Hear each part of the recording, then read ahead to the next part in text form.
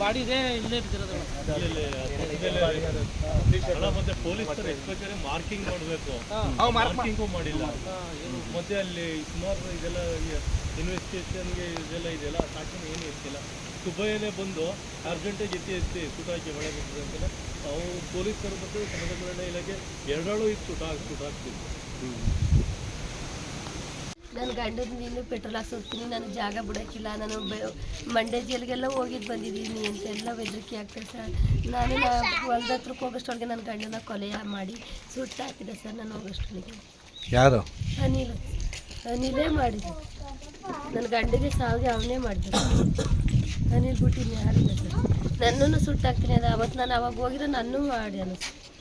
ನನ್ನ ಕೆಲಸಕ್ಕೆ ಬರೋಷ್ಟೊಳಗೆ ಹಂಗೆ ಮಾಡಿದೆ. ಕತ್ತರಘಟ್ಟ ಗ್ರಾಮದಲ್ಲಿ ಜಯಕುಮಾರ್ ಅನ್ನೋರ ಕೊಲೆ ಆಗಿದೆ. ವಿಶೇಷವಾಗಿ 15ನೇ ತಾರೀಕು ಆರೋಪಿ ಅನಿಲ್ ಕುಮಾರ್ ಜಗಳ ಮಾಡಿದ್ದಾನೆ. 16ನೇ ತಾರೀಕು ಜಯಕುಮಾರ್ ಮತ್ತು ಅವರ ಪತ್ನಿ ಜಮೀನಿನಲ್ಲಿದ್ದಾಗ ಆತ ಧಮಕಿ ಹಾಕಿದ್ದಾನೆ. ನಿಮ್ಮಿಬ್ಬರನ್ನು ಪೆಟ್ರೋಲ್ ಉಳಿದು ನಿಮ್ಮನ್ನಿಬ್ಬರನ್ನು ಸಾಯಿಸ್ತೀನಿ ಅಂತ ಧಮಕಿ ಹಾಕಿದ್ದಾನೆ. ಗಲಾಟೆ ಕೂಡ ಮಾಡಿದ್ದಾನೆ.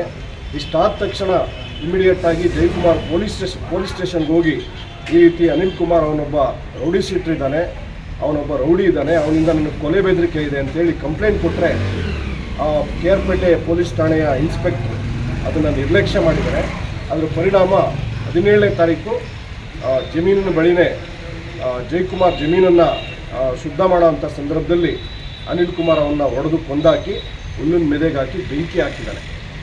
ದುರಂತ ಏನಂತಂದರೆ ಘಟನೆ ಬೆಳಕಿಗೆ ಬರ್ತಾ ಇದ್ದಂಗೆ ಸ್ಥಳಕ್ಕೆ ಬಂದಿರತಕ್ಕಂಥ ಸಬ್ ಇನ್ಸ್ಪೆಕ್ಟರ್ ಕೊಲೆ ಕೇಸನ್ನು ದಾಖಲು ಮಾಡೋದು ಬಿಟ್ಟು ಕಂಪ್ಲೇಂಟನ್ನು ಪತ್ನಿ ಲಕ್ಷ್ಮಿ ಬರ್ಕೊಟ್ಟಂಥ ಅವ್ರು ಕೊಟ್ಟಂಥ ಕಂಪ್ಲೇಂಟನ್ನು ಬದಲಾಯಿಸಿ ಆತ್ಮಹತ್ಯೆ ಅನ್ನೋ ರೀತಿಯಲ್ಲಿ ಕಂಪ್ಲೇಂಟನ್ನು ತಗೊಂಡು FIR ಮಾಡೋದ್ರ ಮುಖಾಂತರ ಆರೋಪಿಯನ್ನು ರಕ್ಷಣೆ ಮಾಡೋದಕ್ಕೆ ಪ್ರಯತ್ನ ಪಟ್ಟಿರ್ತಕ್ಕಂಥದ್ದು ಎದ್ದು ಕಾಣಿಸ್ತಾ ಇದೆ.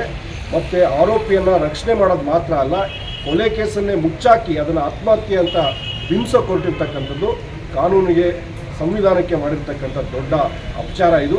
ತಕ್ಷಣ ಮಾನ್ಯ SP ಸಾಹೇಬರಿಗೆ ನಾನು ಮನವಿ ಮಾಡೋದೇನಂತಂದರೆ ಈ ಇನ್ಸ್ಪೆಕ್ಟರ್ನ ಇಮಿಡಿಯೇಟಾಗಿ ಸಸ್ಪೆಂಡ್ ಮಾಡಬೇಕು.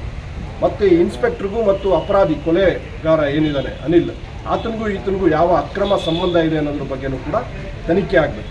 ಯಾಕೆ ಅಂತಂದರೆ ಒಂದು ಘೋರ ಅಪರಾಧವನ್ನು ಕೊಲೆಯನ್ನು ಆತ್ಮಹತ್ಯೆ ಅಂತ ಹೊರಟಿರ್ತಕ್ಕಂಥದ್ದೇ ದೊಡ್ಡ ಅಪರಾಧ. ಸೊ ಈ ಹಿಂದೆ ಆತನ ಮೇಲೆ ರೌಡಿ ಶೀಟರ್ ಅಂತೇಳಿ ನಮಗೆ ಮಾಹಿತಿ ಬರ್ತಾ ಇದೆ. 2-3 ಬಾರಿ ಆತ ಜೈಲ್ಗೆ ಹೋಗಿ ಬಂದಿದ್ದಾನೆ. ಓಸ್ಕೋ ಕೇಸ್ ಅಡಿನಲ್ಲೂ ಕೂಡ ಜೈಲ್ಗೆ ಹೋಗಿ ಬಂದಿದ್ದಾನೆ ಅಂತ ಹೇಳೋವಂಥ ಸಂದರ್ಭದಲ್ಲಿ ಇಷ್ಟೊಂದು ಕೆಟ್ಟ ಹಿನ್ನೆಲೆ ಇರತಕ್ಕಂಥ ಒಬ್ಬ ಆರೋಪಿಯನ್ನು ಯಾವ ಆಧಾರದ ಮೇಲೆ ರಕ್ಷಣೆ ಮಾಡಲಿಕ್ಕೆ ಇನ್ಸ್ಪೆಕ್ಟರ್ ಹೊರಟರು, ಮತ್ತು ಯಾಕೆ ಇದನ್ನು FIRನ ಕೊಲೆಯನ್ನು ಆತ್ಮಹತ್ಯೆ ಅಂತೇಳಿ ದಾಖಲು ಮಾಡಿದ್ರು, ಇದೆಲ್ಲದರ ಬಗ್ಗೆ ಸೂಕ್ತ ತನಿಖೆ ಆಗಬೇಕಾದ್ರೆ ಈ ಮನುಷ್ಯ ಯಾರು ಈ ಇನ್ಸ್ಪೆಕ್ಟರ್ ಇದ್ದಾರೆ ಅವರು ಕರ್ತವ್ಯದಲ್ಲಿ ಮುಂದುವರಿಬಾರ್ದು. ಯಾಕೆಂದರೆ ಸಾಕ್ಷ್ಯವನ್ನು ನಾಶ ಮಾಡುವಂಥ ಸಂದರ್ಭ ಇರುತ್ತೆ. ನಾನು ಸ್ಥಳಕ್ಕೆ ಹೋಗಿ ಭೇಟಿ ನೀಡಿದಾಗ ಅಲ್ಲಿ ಯಾವುದೇ ರೀತಿಯಾದಂಥ ಇಲ್ಲಿ ಕೊಲೆಗೆ ಸಂಬಂಧಪಟ್ಟಂಥ ಜಾಗವನ್ನು ಮಹಜರ್ ಮಾಡೋದಾಗಲಿ ಯಾವುದನ್ನು ಕೂಡ ಮಾಡಿಲ್ಲ ಅಂತೇಳಿ ಗ್ರಾಮಸ್ಥರು ಆರೋಪ ಮಾಡ್ತಾ ಇದ್ದಾರೆ. ಎರಡನೇದು, ಈ ರೀತಿ ಒಂದು ಆತ್ಮಹತ್ಯೆನ ಕೊರಟ ಕಾರಣದಿಂದನೇ ಆ ಶವವನ್ನು ಇವರು ಏನು ಮಾಡಿದ್ದಾರೆ, ಸುಡಿಸಿದ್ದಾರೆ. ಇವರೇ ಮುಂದೆ ನಿಂತು ಶವವನ್ನು ಸುಡಲಿಕ್ಕೆ ಹೇಳಿದ್ದಾರೆ. ಕನಿಷ್ಠ ಆ ಶವವನ್ನು ಉಳಿಸಿದರೆ ಖಂಡಿತವಾಗಲೂ ಆ ಕುಟುಂಬಕ್ಕೆ ನ್ಯಾಯ ಸಿಗ್ತಾ ಇತ್ತು. ಇದು ಪೊಲೀಸ್ ವೈಫಲ್ಯ. ಇದು ಪೊಲೀಸ್ನವರು ಉದ್ದೇಶಪೂರ್ವಕವಾಗಿ, ನಿರ್ದಿಷ್ಟ ಠಾಣೆಯ ಪೊಲೀಸ್ ಇನ್ಸ್ಪೆಕ್ಟರ್ ಉದ್ದೇಶಪೂರ್ವಕವಾಗಿ ಈ ಕೊಲೆಯನ್ನು ಮುಚ್ಚಾಕಲಿಕ್ಕೆ ಮಾಡಿರ್ತಕ್ಕಂಥ ಪ್ರಯತ್ನ ಇದು. ಹಾಗಾಗಿ ಈ ಅಪರಾಧಿ ಅನಿಲ್ ಕುಮಾರ್ ಏನಿದ್ದಾನೆ ಕೊಲೆಗಾರ, ಅಷ್ಟೇ ದೊಡ್ಡ ಅಪರಾಧವನ್ನು ಸಬ್ ಇನ್ಸ್ಪೆಕ್ಟರ್ ಕೂಡ ಮಾಡಿರೋದ್ರಿಂದ ತಕ್ಷಣ ಅವ್ರನ್ನ ಸಸ್ಪೆಂಡ್ ಮಾಡಬೇಕು, ಮತ್ತು ಅವರನ್ನು ಅರೆಸ್ಟು ಕೂಡ ಮಾಡಬೇಕು. ಅವ್ರಿಗೂ ಕೊಲೆಗಾರನಿಗೂ ಇರತಕ್ಕಂಥ ಅಕ್ರಮ ಸಂಬಂಧ ಏನು ಅನ್ನೋದು ಕೂಡ ತನಿಖೆ ಮಾಡಬೇಕಂತೇಳಿ ಈ ಸಂದರ್ಭದಲ್ಲಿ ನಾನು ಆಗ್ರಹ ಮಾಡ್ತೇನೆ. ಮತ್ತು ಆ ಕುಟುಂಬಕ್ಕೆ ಯಾರೂ ದಿಕ್ಕಿಲ್ಲ ಈಗ. ಸೊ ಆ ಮೃತ ಪತ್ನಿ ಏನಿದ್ದಾರೆ ಅವ್ರಿಗೊಂದು ಸರ್ಕಾರಿ ಹುದ್ದೆಯನ್ನು ಕೊಡಬೇಕು, ಸರ್ಕಾರಿ ಕೆಲಸವನ್ನು ಕೂಡ ಕೊಡಬೇಕು, ಸೂಕ್ತ ಪರಿಹಾರವನ್ನು ಕೊಡಬೇಕು. ಮತ್ತು ಆ ಇಡೀ ಊರಿನಲ್ಲಿ ಈಗ ಭಯದ ವಾತಾವರಣ ಸೃಷ್ಟಿಯಾಗಿದೆ. ಅವರು ಜೀವನ ಮಾಡಲಿಕ್ಕೆ ಕಷ್ಟ ನಾವು ಆ ಊರಿನಲ್ಲಿ ಅಂತೇಳಿ ಮೃತ ಜಯಕುಮಾರ್ ಪತ್ನಿ ಹೇಳ್ತಾ ಇದ್ದಾರೆ. ಸೊ ಹಾಗಾಗಿ ಆ ಕುಟುಂಬಕ್ಕೆ ಸಂಪೂರ್ಣವಾದಂಥ ರಕ್ಷಣೆಯನ್ನು ಕೊಡಬೇಕಂತೇಳಿ ಈ ಸಂದರ್ಭದಲ್ಲಿ ನಾನು ಆಗ್ರಹ ಮಾಡ್ತೇನೆ. ನಿಮ್ಮ ಹೆಸರು? ಕೃಷ್ಣಮೂರ್ತಿ ಎಂ, ರಾಜ್ಯಾಧ್ಯಕ್ಷರು ಬಹುಜನ್ ಸಮಾಜ್ ಪಾರ್ಟಿ. ನಮ್ಮ ಯಾರು ನೋಡ್ಕೊತಾರೆ ಸರ್? ನನ್ನ